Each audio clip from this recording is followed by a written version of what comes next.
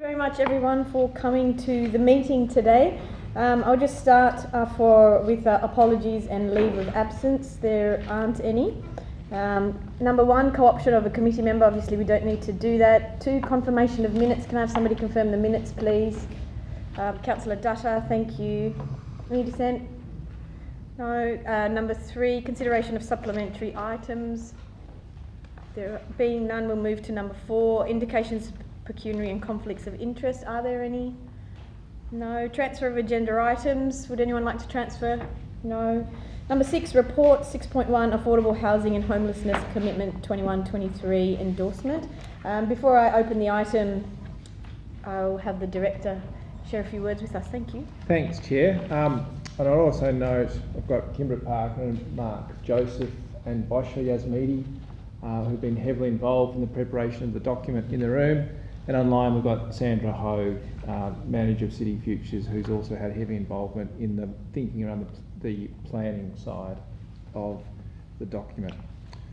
I guess this has now come to the committee and then on to council for final endorsement. As you've been aware, you saw a draft before it went out for community consultation.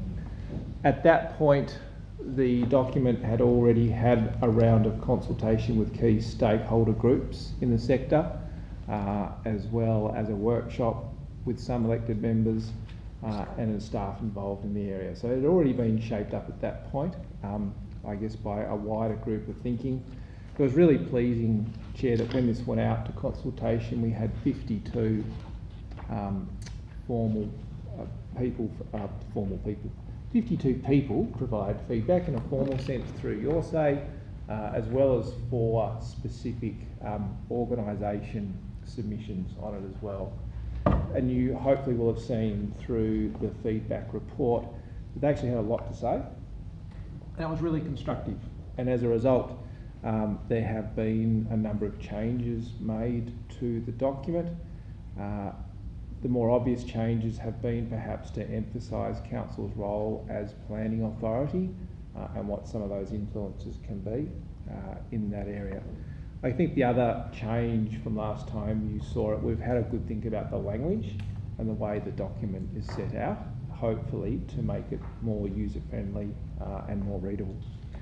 So I think, Chair, that's perhaps enough of words of introduction, but if there are specific questions, we've got the key staff here who've been involved in the preparation of the document. Great, thank you very much. So I'll just put the item. Can I have somebody move it? Councillor Dutta, thank you very much. And I'll just open up the item for discussion. Does anyone have any questions or comments? Yes, Councillor Dutta. Thank you, Chair, and I think this is very well done, and I want to congratulate and thank the staff for producing such a document. There's one question that I have, and it's under our commitment to affordable housing and homelessness, page 4, and I think it's paragraph 6, and it reads, a sharp increase in the value of Hobart properties and subsequent rents have been fueled by a lack of supply and an increase in properties being utilised for short stay accommodation. Now, I am of the view that those are not the only 2 factors, because in my own view, in my own anecdotal evidence suggests that the government's sponsorship policy and the regional 20 points more has brought in a lot of people in here. So that has fueled it as well, I think. So maybe, I don't know. I don't want people to be afterward using this to say, yeah, supply and demand as the basis of argument at all. Well, Chair, we're certainly happy to take that on board, and if committee felt they wanted to see the document reflect that, we can do that. It's not in there because I guess it has not come through, particularly in the consultation process that we've undertaken. But absolutely, if committee's of the view that that is an issue and you'd like to see it named up in that section of the document, we can certainly put that in. Yeah. So the 2 elements that have been mentioned, is there scientific or I suppose, educated data to support that? I know the university have looked at the influence of things like short-term accommodation, Yeah. etc.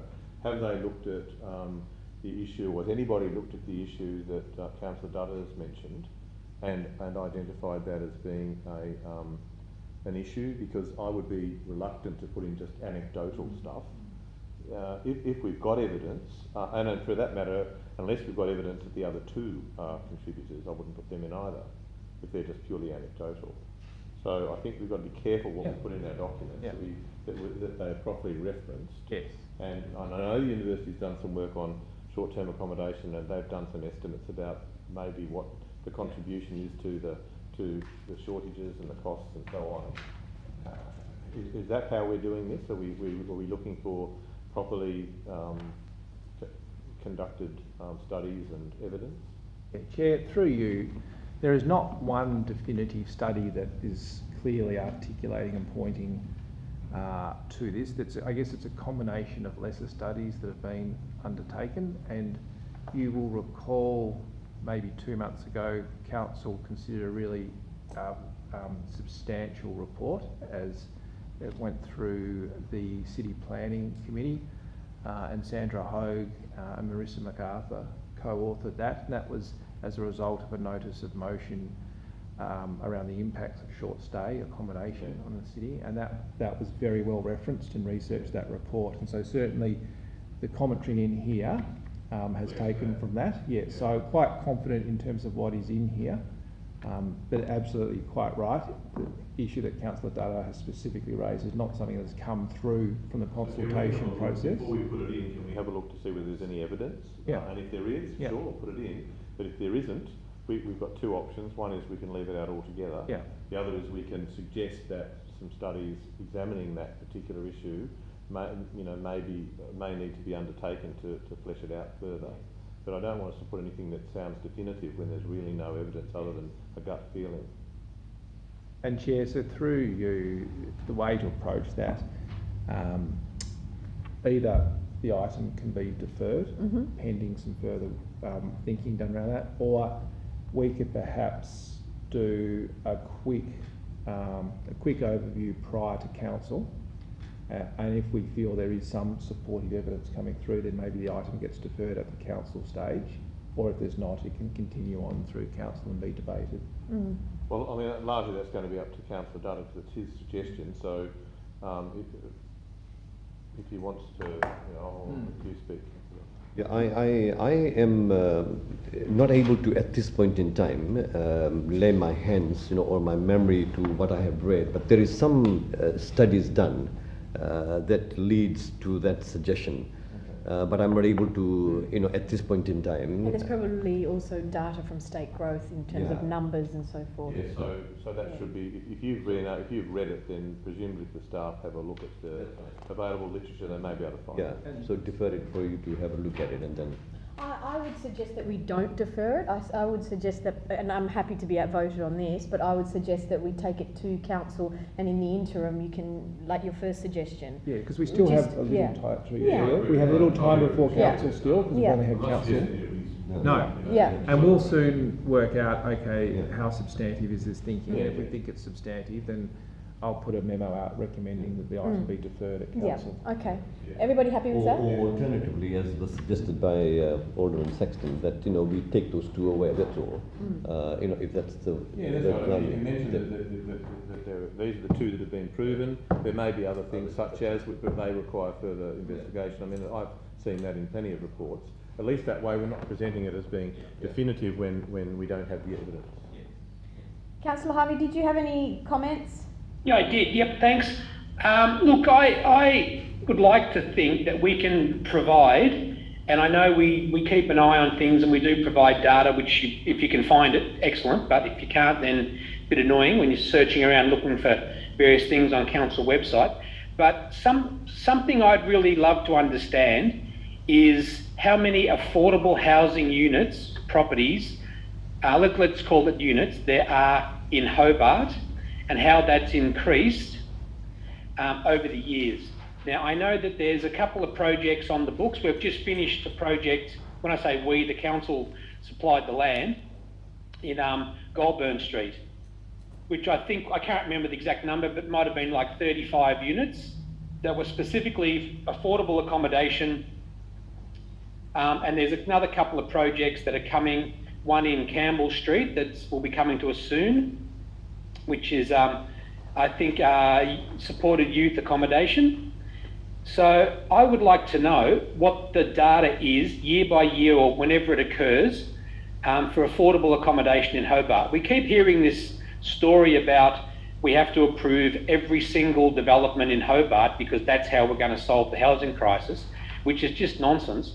We'll only solve the housing crisis when the state government starts to provide adequate supply of affordable housing. So I'd like to be able to track what's going on in that sector in Hobart. We already track the number of Airbnb, short stay accommodation. So I think we have that data, whole house. I think if I could just confirm that, whoever knows. Through you, Chair, I believe we do. That was supplied to Council as part of that report I referenced earlier. Yep, so we track the number of short stay accommodation. Could we also track the number of affordable housing units in Hobart as well? Would that be something we could do? And that would include any units that developers, out of the goodness of their heart, decide to allocate towards affordable accommodation. Chair, can I just clarify, Councillor Harvey, do you mean community housing or subsidised housing? Because affordable housing as a definition is possibly a subjective term. It usually refers to whether someone needs to spend more than 30% of their income on housing costs. Now, what I'm interested in is government supplied housing or whatever the institution is that builds housing specifically for people that need assistance, such as the Common Ground projects, such as the Goulburn Street project, such as this potential development in Campbell Street, which is specifically built for that purpose, not housing that's available through the open market that might happen to be cheap, but specifically housing that's provided to try and provide much needed, government assisted or agency assisted via governments, because I know that there's a number of agencies that work with the government to supply housing. So I'm in that territory. That area is what I'm interested in. So how many of these new properties are designed or built for that target audience, that target market? Are you with me? Yes. Chair, through you, yes I am. And Mr Joseph has just reminded me that in fact Communities TAS have just started publishing that data earlier this year. So it is on the Communities TAS website. I think it's a quarterly report. It's monthly. It's linked to our website. It's a monthly report and there is a link from our website to it. But I'll circulate that link, Chair, our session to all elected members. Okay. And if that link only takes one click to get there, that'd be excellent. But I haven't seen that one yet, so if that could be circulated, I'd really appreciate it, and that would answer my question. But coming back to how we present this data, and I'll mention dashboards again, because I think there's a big need to have, like we already have a series of dashboards for certain topics, and to include this in that dashboard would be, I think, a good idea. Okay, thank you very much for your comments, Councillor Harvey. We do also have the Social Inclusion Index, don't we? Yes, and and that can also probably contribute to perhaps some of the data relating to what Councillor Dutta was talking about. So just maybe have a look at that, Chair. Yeah, great. And then just one final thing, we also received feedback from the Deputy Lord Mayor, and she was wondering if it was possible to capture people with disabilities as a particularly vulnerable group, and maybe include the Access Advisory Subcommittee or an external representative organisation or to consult. Is everybody happy with that as well, to include that? Yeah. Okay, great. So will you just add that as a note for what you want to do for Councillor Dutter's comments and then the feedback yeah. from, okay, great. Chair, through you, yeah. Yep. With regard to the deputy's suggestion, I'll incorporate that into page 18 of the document under the governance section. I also was remiss of me to point out we've discovered a number of typos in the document since we published it. It doesn't matter how many people read it, there's always something. So we'll also fix that up in time for council as well. Great, excellent. Any further comments? No, so put that to vote. Any dissent? No, carried unanimously. Thank you very much. And I do want to say thank you very much to the team as well for your wonderful efforts on this. 6.2, food not bombs, fee waiver. Director, can I, before I move it, get somebody to move it, can we have you do a little overview? So Chair, through you, committee might recall there is an annual process. There are a number of community-based organisations and groups that historically the council has allowed those groups to use Mather's House, and particularly the kitchen facilities at Mather's House, to provide a food service for people in need of access to good meals and healthy meals. This report came up in July. Committee approved 3 of the 4 groups, and we highlighted to you that we had I guess some unresolved concerns with one of those groups, which is the subject of this report, and we sought your largesse for 3 months to review that group in particular. So I'm really pleased to report that the group is reshaping itself. It's got new people involved. We've done some research in terms of the number of people they're servicing and also how some of the other providers are viewing this organisation. And so we're now confident to recommend to you for the remainder of this financial year that this group be continued to allowed to use the Mather's House facility. Great, thank you very much. Any questions, comments? I'm happy to support it. I just had a quick look. It looks as though we're only paying, even at the $5,969 mark, it looks like we're paying less than $6 per person presentation for food and other things, which is not overly onerous or hopefully unlikely to draw unfavourable comment from those people that don't believe we should be spending any money on anything. Yes. As we've seen recently.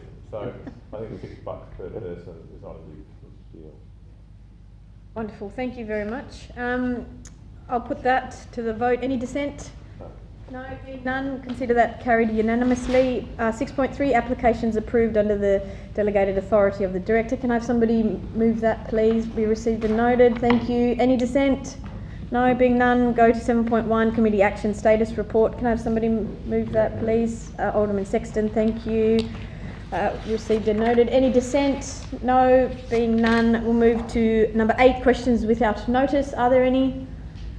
No, being none, can I have somebody move that we close the